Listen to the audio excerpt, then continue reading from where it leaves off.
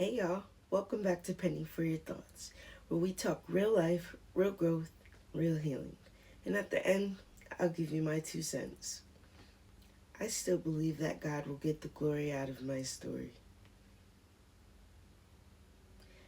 Not because it was easy, not because I always chose right, not because I avoided the pit, but because He never left me in it. Psalms 34 says, I will bless the Lord at all times. His praise shall continually be in my mouth. At all times. Not just when David wore the crown, not just when victory was obvious, but when he hid in caves, when he was misunderstood, when he was running for his life. I have had cave seasons where shame tried to rename me, seasons where I questioned if I ruined everything, seasons where silence felt heavier than noise. But if David could sing in a cave, then I can speak in mine. I will bless the Lord at all times.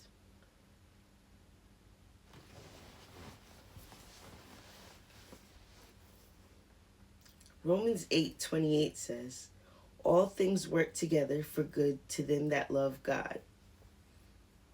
All things.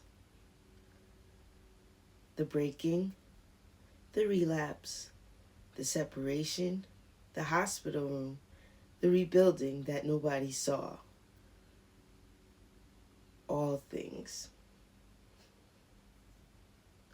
Psalm 66 says, we went through fire and through water, but thou broughtest us out into a wealthy place. Fire and water. That means pressure. That means drowning seasons. That means purification. Fire doesn't destroy gold. It reveals it. Water doesn't erase you. It washes you. If He allowed the fire, it was for formation. If He allowed the water, it was for cleansing. Nothing was wasted.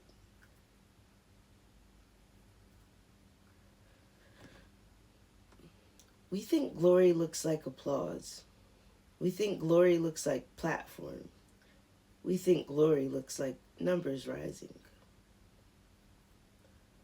But David prayed in Psalm 51 after he fell, create in me a clean heart, O God, and renew a right spirit within me. That was glory. Not perfection, restoration. Glory looks like discipline where there was chaos. Glory looks like peace where there was panic. Glory looks like my children watching me stand back up. Glory looks like obedience when pride wants control. 2 Corinthians 12:9 says, my grace is sufficient for thee, for my strength is made perfect in weakness. So maybe the weakness wasn't disqualification. Maybe it was positioning.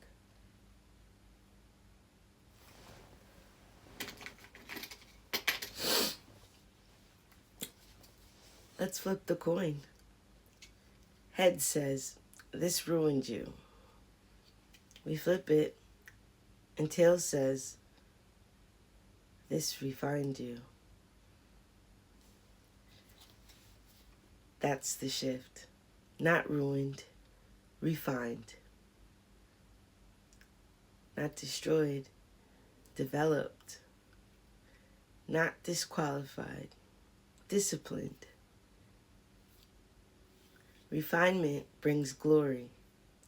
Psalms 40 says, He brought me up also out of an horrible pit and set my feet upon a rock. That means I was in the pit. And I won't pretend I wasn't. Because the pit is part of the praise. If God is going to get the glory out of my story, then I will not hide what He healed. I was shattered, but I was shaped. And shaping is sacred.